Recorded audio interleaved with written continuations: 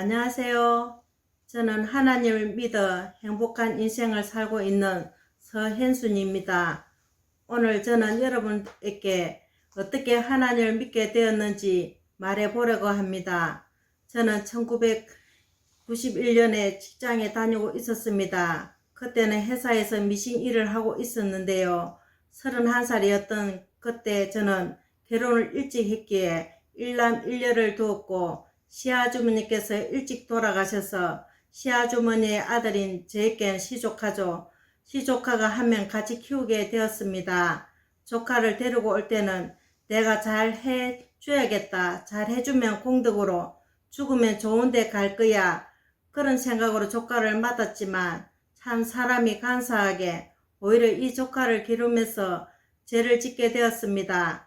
이 조카가 불쌍했지만 미워하지 않으려고 해도 미워하게 되고 행동 하나하나가 내 눈엔 불량스럽고 거짓되고 이런 것들을 보면서 제 마음에 미움이 수없이 일어났습니다. 그러면서 미움을 당한 쪽보다 미워하는 쪽이 더 고통스럽고 저 조카는 왜 나에게 와서 이런 고통을 당하나 싶고 나는 왜 이런 상황에 고통을 받아야 하는지 이해가 되지 않았습니다. 어느 날 회사를 다녀오는데 옆집의 할머니가 큰아이가 작은아이를 어떻게 저렇게 두들겨 팰 수가 있나 라고 저에게 한탄하셨습니다.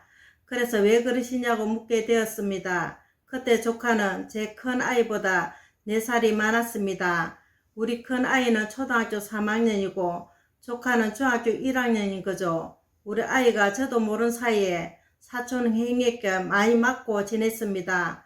아들이 하는 말이 엄마 형이 엄마에게 말하면 죽여버린다고 그랬어 라며 저에게 솔직히 이야기하면 오히려 형이 더 힘들게 할까봐 말하지 못하고 산 것을 뒤늦게 알게 되었습니다. 그때 그 말을 듣는 순간 피가 거꾸로 솟구치는 것 같았습니다. 네가 사람이냐? 어떻게 그렇게 밥을 해서 먹이는데 짐승도 그렇게 안 해? 그러면서 내 마음에 고통이 되었습니다. 그러면서 저 아이는 무슨 죄로 그렇고 나는 무슨 죄로 저를 맡아서 키워야 하나?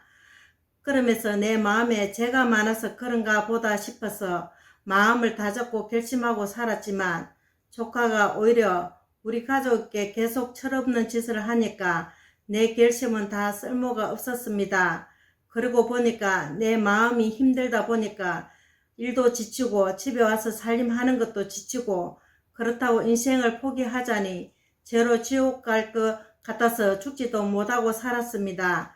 그러다가 우울증이 오게 되면서 저녁에 잠도 못 자고 회사 미신 일을 하면서 그냥 펑펑 울어버렸습니다. 그때 직장에서 같이 일하던 친구가 인생은 다 그래. 너만 힘든 거 아니야.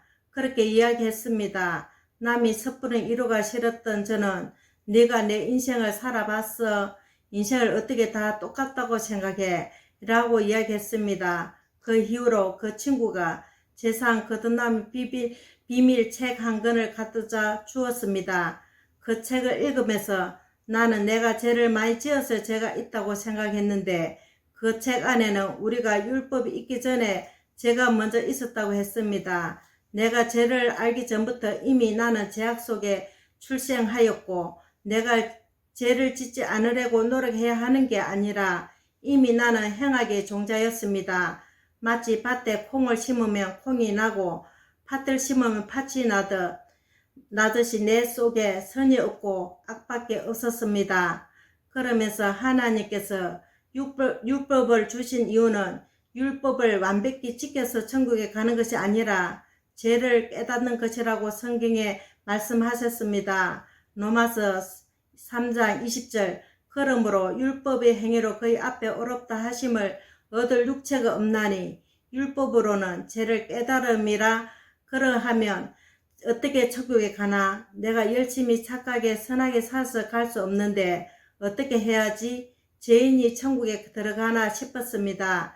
그러면서 그 책 안에는 성경 말씀을 차근차근하게 풀어주었는데 내 성질과 내 열심이 아니라 하나님의 약속으로 구원을 받는다고 이야기하였습니다. 히브리서 10장 16절 주께서 가라사대 그날 후로는 저희와 세울 언약이 이것이라 하시고 내 법을 저희 마음에 두고 저희 생각에 기록하리라 하신 후에 라고 기록되었다고 했습니다. 믿음은 성경 말씀을 그대로 받아들일 때 생겨납니다. 그리고 성경 말씀에 내 이름을 넣어보고 나의 이야기가 되었을 때 마음에 감동이 됩니다. 주님이 제 이름인 현순, 내 법을 현순이 마음에 두고 현순이 생각에 기록되리라 하신 후에 17절 현수의 죄와 현수의 불법을 내가 다시 기억지 아니하리라 하셨다고 했습니다. 그 말씀이 마음에 새겨진 후에 사람의 마음과 하나님 마음은 다르구나. 사람은 한번 말하고 바뀌고 뒤집히지만 하나님의 말씀은 영원하셔서 다시 기억지 않으면 기억하지 않고 천국으로 인도하시겠다고 약속하심을 보고 구원을 받았습니다. 여러분, 성경 말씀이 있는 그대로 믿어보세요. 그 안에 천국의 비밀이 있습니다. 감사합니다.